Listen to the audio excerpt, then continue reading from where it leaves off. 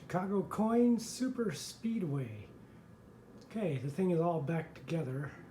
As a summary, this thing is a Chicago Coin Super Speedway. It probably was made, I estimate, in 1974.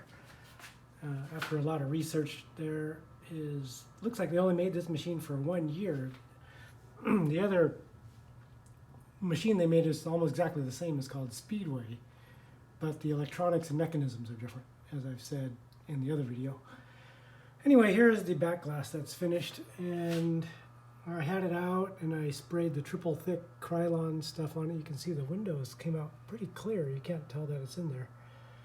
And again, this is just to try to hold down the paint that's loose and old and fallen off, and so even just taking the back glass out, lost a bunch of the blue, some of the gold.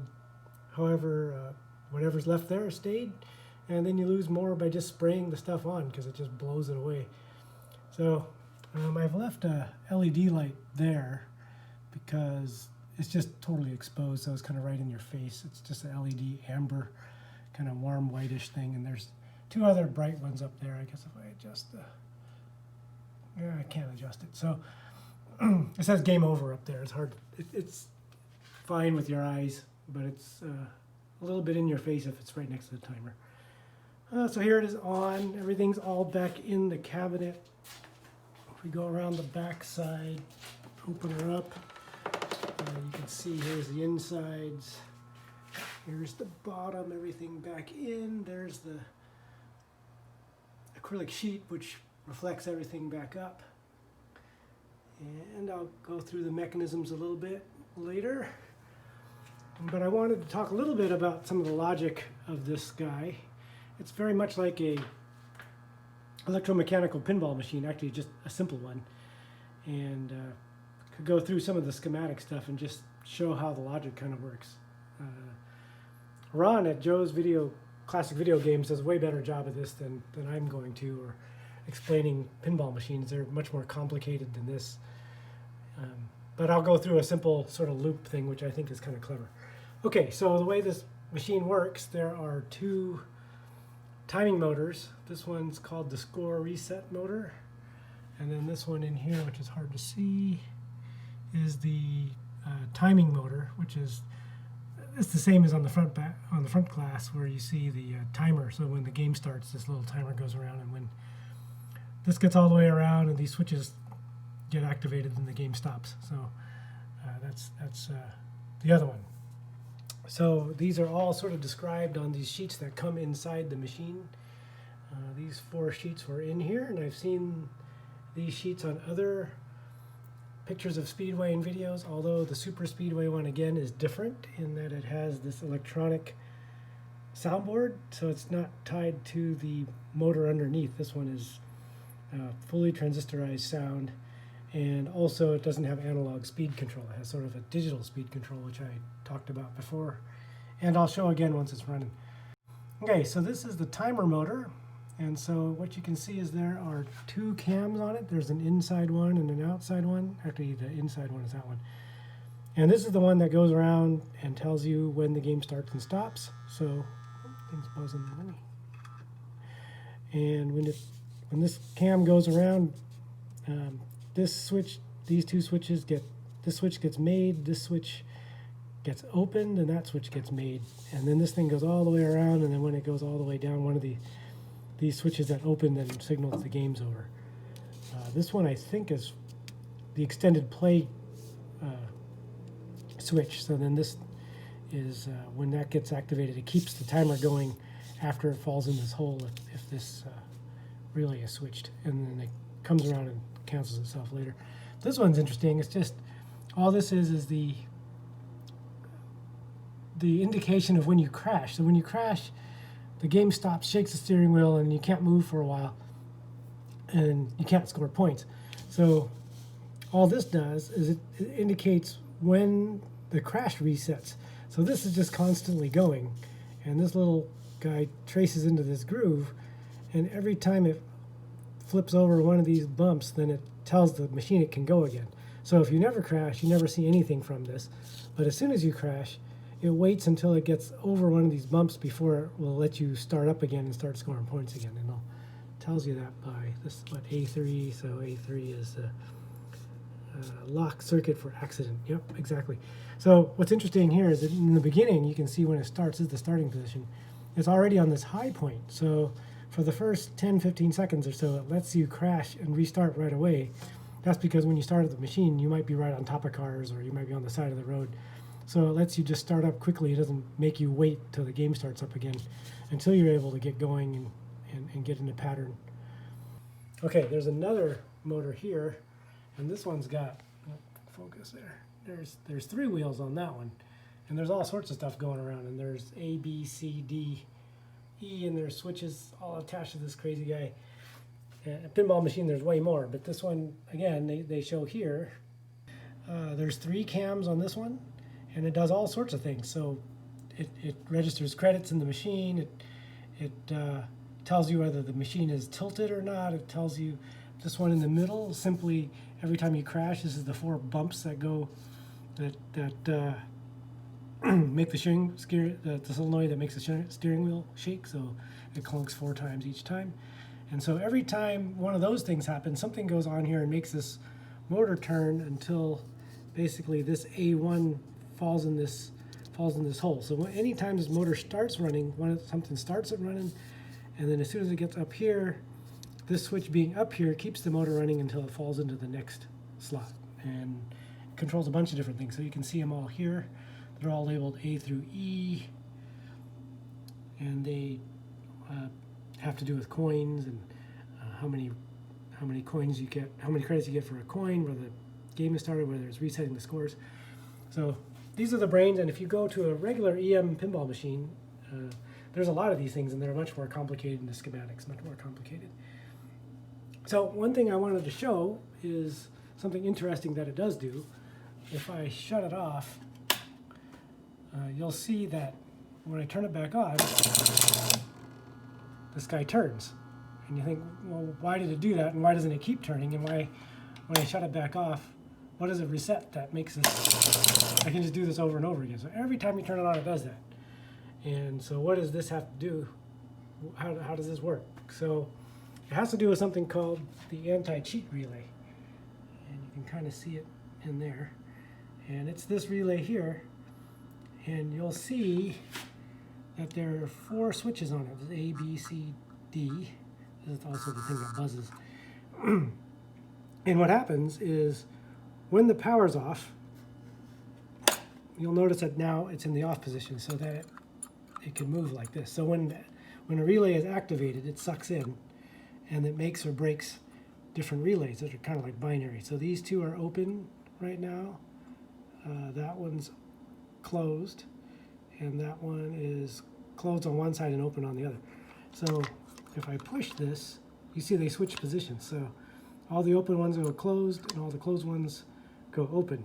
And so by that logic, what happens is that you can control different things. And so this is all tied into this motor over here.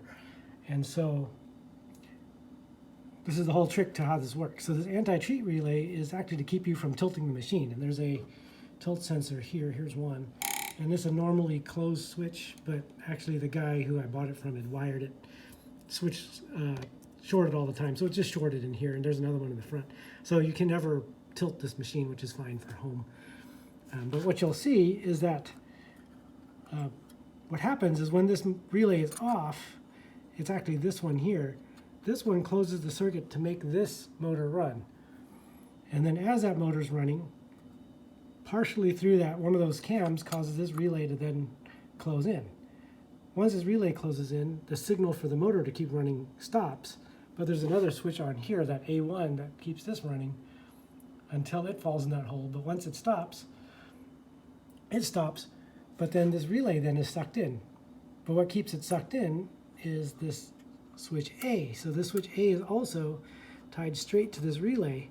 And so when that gets made, that relay will never go off. So it's just tied into itself. So it just loops and keeps us on until power is just released from the whole thing or somewhere in the circuit. And I'll show that on the schematic.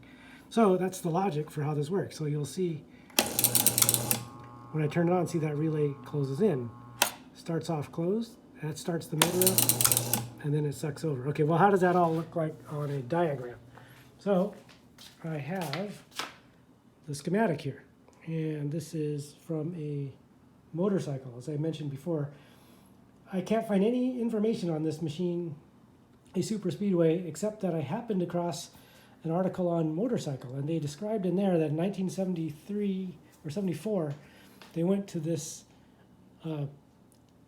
this transistorized soundboard, and they went to this digital speed control. And so this schematic is exactly the same as this machine here, except it doesn't have a blower motor to blow air on you when you're driving the motorcycles. Okay, so let's go with this, how this schematic works. This is something called ladder logic, and it's something invented for industrial equipment way back in the day and used for all EM pinball machines. You can still program even modern industrial equipment with something called ladder logic, but all the relays are software rather than hardwire relays. And the way you read these are, there's these switches which are considered open or closed based on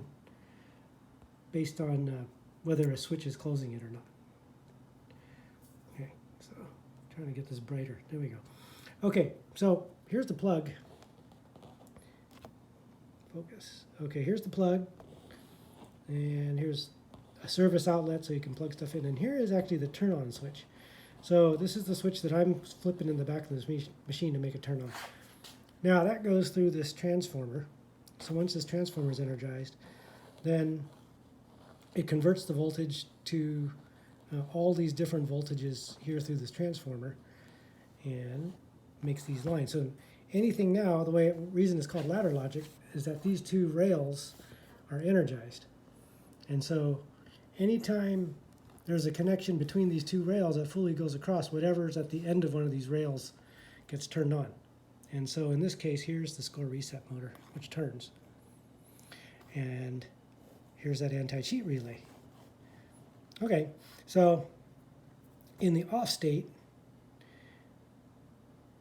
this relay has two positions. So the relay itself, this is the D switch on the, or A or D or switch on the relay. And so when it's by default, oh, that's the D one, that's the one far in the end. When the machine has no power, that thing springs over to this. So you can imagine this wire is actually down here. And so that gives you a complete circuit to the reset motor. That's just a switch for debugging purposes. Now all these other things could turn it on too. So this switch, the whatever relay that is, the current reset, and the slide bank and coin relay and crash relay, they all can go on. But when the machine's turned on, it's not. But anytime one of these things happens, it's logic, it starts that motor running. Now this circle, I'll zoom in a little bit. So this circle means the motor itself. So this means that's one of those switches on the motor. So that's that A1 I was pointing out that keeps falling in that trench. So once the motor starts, that A1 jumps out of that pit, and then it closes this switch and keeps this motor running until such time that that opens again, which is falling in that slot, and then it stops until one of these other things triggers it again. So what happens here? So here it goes, it turns on. Once the anti-cheat relay goes on, then it switches to this open state, which means this would stop, but by that time this guy is going, so that's closed, and then it keeps going until it stops. So what makes this anti-cheat relay go? So, well, to figure that out, you can look at this little chart, and every relay in the machine is on this chart, and it gives you type of coil, the location on the thing, and then what each switch on that relay does. So there's A, B, C, D relay, there's that D1 that we saw right above there, and all the others. So location of this relay is A1, so let's go see what makes that work. So here's A up there and 1, and then so somewhere here should be anti-cheat relay. And here, as I said, are the two switches that make it tilt. So that's the one in the front door, that's the one in the back that I was showing. And so anytime this whole string is on, then the anti-cheat relay just stays on constantly.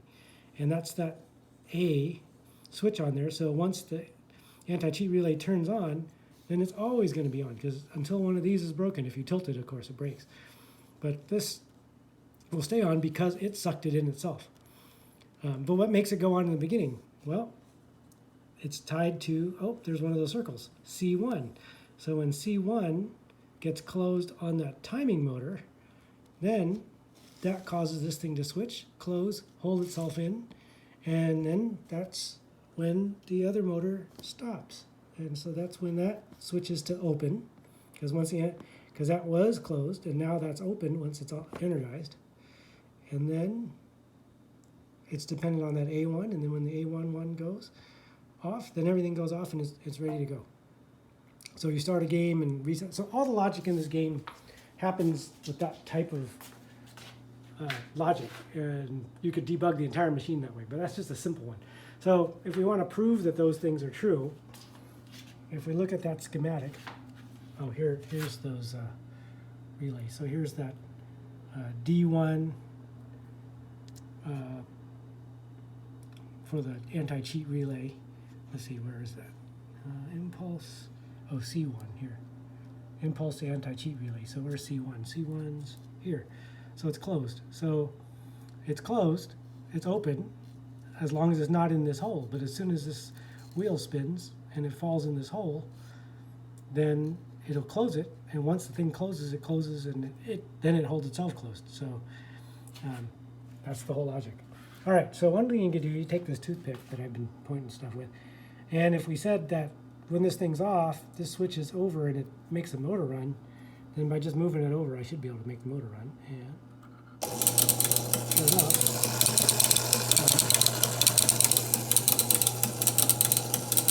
it keeps running until I let it go. So it does that logic. Now, this is the one that's holding the relay shut. So if I open this one,